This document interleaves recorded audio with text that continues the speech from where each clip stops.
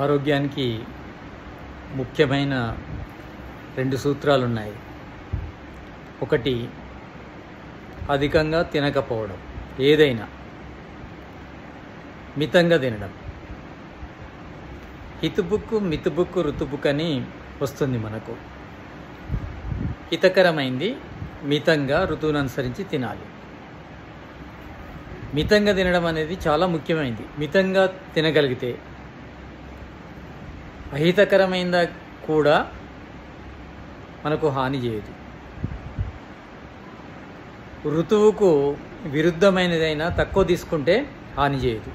కనుక మితం అనేది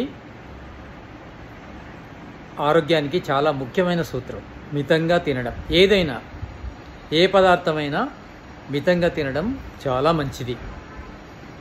అదేవిధంగా మనిషి వ్యాయామం చేయాలి, అంటే శ్రమ చేయాలి, పరిశ్రమ చేయాలి. ఊరికే కూర్చోకూడదు. సోమరిగా ఉంటే రోగాలు వస్తాయి. అంటే మితంగా తింటూ వ్యాయామం చేసేవారికి ఏ వ్యాధులు రావు. వ్యాయామం లోపల చాలా రకాలు ఉన్నాయి. అందులో నడక చాలా ముఖ్యమైనది. నడక సరిపోకుంటే వేగంగా నడవాలి. వేగంగా నడిచినా సరిపోకుంటే పరిగెత్తాలి.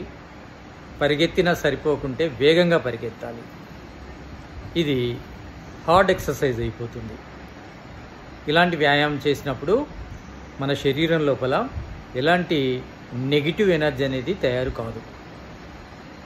మితంగా తింటున్నాము, వ్యాయామం చేస్తున్నాము, వ్యాధుల గురించి భయపడవలసిన అవసరం ఉండదు.